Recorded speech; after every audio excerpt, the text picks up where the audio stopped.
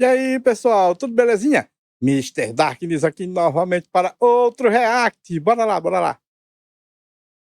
Já investe quase nada e vai piorar logo logo, a gente não vai ter dinheiro nenhum para investir mesmo. Hoje eu quero te explicar em que ponto que a gente chegou e quais que são as consequências para o país e para os seus investimentos. Vem assistir esse vídeo que é muito importante para você e com certeza merece o seu like. Se você pudesse chutar aí qual a porcentagem do PIB que o governo brasileiro investe, você diria quanto, senhor Bruno? Ah, eu diria que o Brasil investe. Peraí. O governo investir? O governo não investe nada, não, meu amigo. O governo faz dívida. Que investe eu não sei, mas que arrecada eu vou te falar. Arrecada é uma beleza, mas e para investir? 5%? 0,3%. Nada. Caramba, 0,3%? Isso tudo? Caramba, é muito mais do que eu pensava. Já que eu pensava em zero, né? Qualquer coisa maior do que zero é bastante coisa. Aí você vê se a gente não vai ser o eterno país do futuro, né? Um país que não investe é um país que não olha para o futuro. Exatamente. Quem não investe na pessoa física também, né? Está desconsiderando o futuro. Vou falar mais disso no finalzinho, mas segura que a gente vai falar primeiro do governo. Cara, o governo brasileiro não tem interesse no bem da nação. Porque, para começar, o Estado ele é nosso inimigo. Ele foi criado para quê? Para nos controlar, para nos roubar e para nos oprimir, basicamente, porque ele tem o monopólio da força. O Brasil, nisso, ele é perfeito. Veja bem, ele consegue controlar a população mais que os Estados Unidos, ele consegue roubar a população mais que os Estados Unidos, e consegue oprimir a população mais que os Estados Unidos, mas tem outros países que fazem isso melhor. Tem uns outros países que oprimem melhor. A Inglaterra, nesse momento, é muito mais opressora que o Brasil. Muito mais. Só que eles não roubam tanto quanto o Brasil ainda. Então, no geral, o governo brasileiro é o governo mais eficiente do mundo em fazer o que ele foi criado para fazer: te roubar, te oprimir e te controlar. O governo é um dos mais eficientes do mundo. Então, para que o governo vai investir se ele não tem interesse no bem da nação? O Tesouro projeta um rombo nas contas públicas até 2027, apesar de que o Bruno falou que se arrecada como se não houvesse amanhã, mas a dívida bruta deve chegar a quase 82% do PIB. Tá vendo esse documento aqui, ó? É um relatório de acompanhamento fiscal. E aqui nesse capítulo ele relaciona aqui pra gente o baixo nível de investimentos ao estrangulamento fiscal. Ele mostra que esse estrangulamento aí orçamentário tá crescendo muito e o motivo é o aumento persistente das despesas obrigatórias. Vamos falar disso. Mas tipo, ele não se importa. Pra que ele vai se importar? Tipo, ele vai lá, faz dívida, aí pega um empréstimo pra rolar a dívida e no fim nunca paga. E pra que ele vai pagar? Se no dos outros é refresco. Não tem pra quê. E aí diminui muito o espaço para investir. É como se na sua casa, né, Bruno, você tivesse as suas contas ali consumindo a sua receita na integralidade ali e daqui a pouco não sobra nada para investir. Aquela parte que poderia ser opcional, que você poderia gastar como você quisesse, não tem espaço mais, porque o grosso, habitação, moradia, saúde, tudo isso está consumindo o salário inteiro. Não, e muito pior, né? Você não consegue fazer uma melhoria para você deixar de gastar, né? É isso, exatamente. Coisa que Só que o governo não quer fazer melhoria. Ele quer roubar a parte dele, que no Brasil, no caso, ele é um dos mais eficientes do mundo em fazer isso, porque o Brasil, os políticos brasileiros recebem, em média, uma quantidade muito maior que, por exemplo, os políticos americanos recebem. Então, tipo, se o Brasil já rouba mais do que todos os outros países do mundo, o segundo lugar não consegue roubar nem um décimo do tanto que o Brasil consegue roubar, por que eles vão mudar? Ele não vai mudar. Ele quer que você se foda.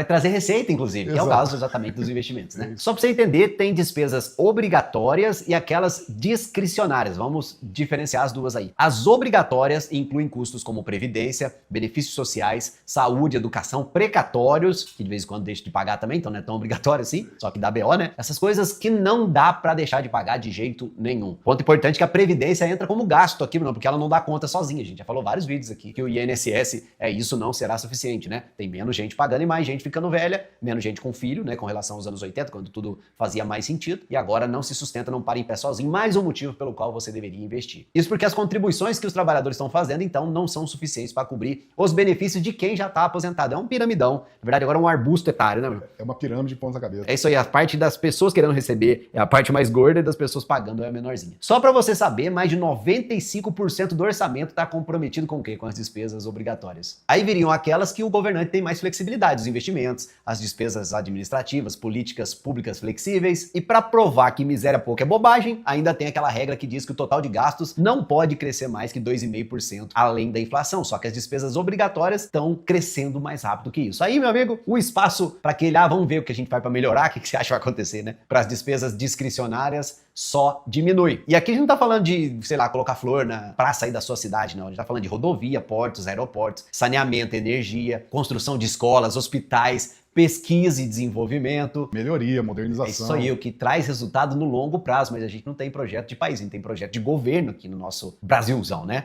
Exatamente. Não temos um projeto de país, temos um projeto de Estado, de governo. Por quê? A população que se foda! A população que... Quer saber? Eu vou colocar uma imagem aqui na tela, só para mostrar a vocês que o interesse é fazer a população se fuder. Tá aqui, deem uma olhada nisso aqui. Deem uma olhada nessa imagem. Olha a disparidade entre o poder de compra dos políticos e da população em variados países. Olha isso. Olha isso. Olha como o político no Brasil é basicamente realeza. Político no Brasil é tratado como realeza. Olha aquilo ali. Olha a diferença para o segundo lugar, para o terceiro lugar. Cara, os Estados Unidos é um dos países mais ricos no mundo. Não ousa fazer uma merda daquela ali. Os Estados Unidos, o país mais rico do mundo, não ousa fazer uma merda daquela. Mas o Brasil, cara, foi projetado para ser isso mesmo, para ser político, ser realeza aqui. Foi para isso que o Brasil foi projetado. Então, quando eles vêm com essa merda de Brasil, país do futuro, é tudo enganação. Tudo para fazer lavagem cerebral, para fazer a população acreditar que vai melhorar. Não vai. Por quê? Porque aquele número ali nunca diminui. Ele só aumenta. Ele nunca diminui. Só aumenta. Então, quando esses políticos vierem com essa conversinha fiada de que a gente vai colocar dinheiro na saúde, na educação, não sei o quê, lembre-se que o político tá ganhando igual a realeza ali. Tudo isso são gastos que geram aquele retorno no longo prazo, mas longo prazo para o político brasileiro chama-se próxima eleição. 4 aninhos só. E o governo gasta só 0,3% do PIB investindo em infraestrutura. E aí você olha o lado da produtividade, né, Bruno? A gente tá falando de mais rodovias, ferrovias. Você vê quanto mais cada trabalhador poderia estar produzindo por mais hora de trabalho se não fosse gargalo e burocracia por todo lado, né? Você fica preso num trânsito, numa... Mas o Brasil não se importa. E, aliás, esse negócio de ficar preso no trânsito, agora vai ter aquela lei lá de imposto em quem ficar no trânsito. Então, tipo, o governo brasileiro não se importa, ele quer te taxar. Ele quer que você não tenha dinheiro, que você não tenha dignidade, que é para ele poder lhe roubar melhor. Viagem ou estourar o pneu do seu carro num buraco, de uma estrada mal Isso, você está olhando a sua produtividade. Agora você imagina isso ampliado no litro de leite que você comprou, que o transporte ficou mais caro, porque de repente estragou, ou de repente demorou mais para chegar. Tudo isso está embutido no custo, né? Não tem uma ferrovia, a gente tem que depende de Exato. caminhões e estradas ruins, né? Perfeito. Tem ferrovia, mas muita que a gente precisa, né? Risória. E o pior é que vai piorar, ó, porque esse percentual de investimento aí deve zerar em 2027. E o pior, as consequências devem vir antes mesmo desse cenário concretizar. Vou te explicar por quê já já, mas olha uma coisa antes, ó. O Brasil não só investe menos do que deveria, como também tem cada vez menos margem para investir. A que ponto chegamos, né, Bruno? É a bola de neve, né? Bola de neve é o contrário, né? Vai diminuindo o tamanho da bola. E aqui a gente entra no ponto mais importante do vídeo para valer a sua inscrição aqui no canal com o sininho e tudo, hein? O impacto disso na percepção do risco, nas decisões dos investidores, nossos aqui, né? A gente que investe pessoa física, também os estrangeiros, nos juros e também no câmbio, mas vamos com calma que eu tô com pressa, tá? Belezura. Até aqui a gente falou da mecânica do orçamento, só que o orçamento atinge em cheio quem? O mercado financeiro, né? O mercado tem dessas, ele não se baseia só no presente, ele também tem uma expectativa futuro sobre o investimento. A gente diz muito isso aqui, né, Bruno? Quem tem dinheiro para investir, você não quer colocar no escuro, certo? Não. Você quer ter alguma previsibilidade, quanto vai estar o dólar, quanto vai estar os juros daquele país, qual a sua probabilidade, o seu risco-retorno da situação, né? A sua assimetria. Tem que ser um pouquinho otimista, né, a coisa. Pois é. E falando em otimista, se a expectativa é otimista ou pessimista, você concorda que isso reflete no preço, nos juros, no câmbio? Uhum. E os investidores, principalmente os estrangeiros, estão de olho aí nessa trajetória da nossa dívida aí, nas gastanças do nosso governo. É inclusive um dos principais indicadores de risco. O fluxo de capital para ativos brasileiros geralmente depende desse fator e de outros como a clareza nas contas públicas, a trajetória dos juros e a confiança no cenário macro. E esse é um conceito muito importante nos investimentos, né? A política fiscal, ou seja, os gastos do governo, quanto que ele arrecada, quanto que sobra, isso influencia bastante o prêmio de risco exigido para financiar a dívida pública. Isso é bem óbvio, né? É igual acontece com a gente na pessoa física também. Você está gastando demais. Isso, teoricamente, reflete lá nos birôs de crédito, né, Bruno? O Serasa lá fica sabendo, então você merece, por assim dizer, juros mais altos. Você tá arriscando, né? É isso, você tá aumentando o risco do outro lado. Aí o cara, para fazer valer a pena tudo isso, ele quer mais juros. E nas economias emergentes como a gente, essa relação é ainda mais forte, né? O equilíbrio fiscal pode atrair mais ou menos investidores e isso tudo impacta onde? Nos juros dos títulos públicos, por exemplo, os do Tesouro Direto. E no caso do Brasil, estudos como esse aqui mostram pra gente que boa parte da variação nas taxas futuras de juros está relacionada com fatores internos de risco. E tentar botar a culpa no que tá acontecendo lá fora é bastante balela, sabe? Culpar lá fora. Rapaz, só o Brasil mesmo pra tentar culpar lá fora, viu, bicho? Por isso mesmo, antes de qualquer crise concreta, o mercado já costuma reagir. A percepção de deterioração fiscal pode, por exemplo, limitar os cortes de juros, aumentar o custo do crédito e aumentar a volatilidade financeira. Talvez o que pouca gente pensa, Bruno, quando o Copom mantém a Selic alta ou quando você vai fazer o financiamento fica cara, culpe os gastos do governo. Então, o gasto do governo tem muito a ver com o gasto do seu dinheiro, com o custo do dinheiro para você, com o crédito. Já fizemos um vídeo sobre isso, hein? Exatamente. É uma coisa que não tem como discordar, né? Disciplina fiscal é fundamental para evitar a turbulência nos mercados, principalmente em países muito endividados. Não adianta comparar com os Estados Unidos, o pessoal fala assim, mas eles têm 100% ou outros países no mundo. O Japão tem um problema fiscal maior que o nosso, os Estados Unidos. Só que os Estados Unidos, por exemplo, produz dólar, né, meu amigo? Ele aperta o botão, sai dólar lá, não sai real brasileiro, não. É outra realidade, né? Exatamente. E olha o efeito dominó. A percepção de risco fiscal começa a mudar para pior, né? Os juros sobem porque o investidor começa a exigir um prêmio maior de risco e o custo do financiamento cresce, como a gente falou. Só que o pior, o endividamento público aumenta. Olha, quanto mais o governo gasta, mais endividado ele fica só pelo ato de se endividar. Exatamente. Exatamente. É isso aí que o governo quer, meu amigo. A gente vai colocar as dívidas aqui, quem vai pagar, olha, quem vai pagar é a população. Aí seus filhos desse cara, os netos desse cara, os bisnetos desse cara, sabe? Se você tiver um filho hoje, pode ter certeza, se você ficar no Brasil, os seus netos, os seus bisnetos, os seus descendentes ainda vão estar pagando essas dívidas. Que alegria, hein?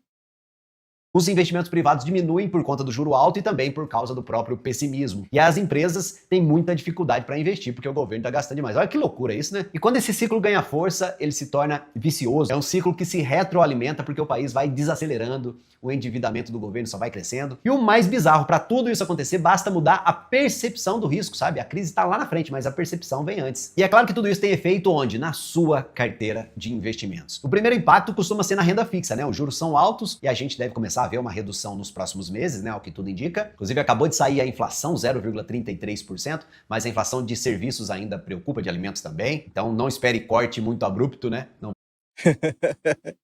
Inflação de 0,33%. No que, velho?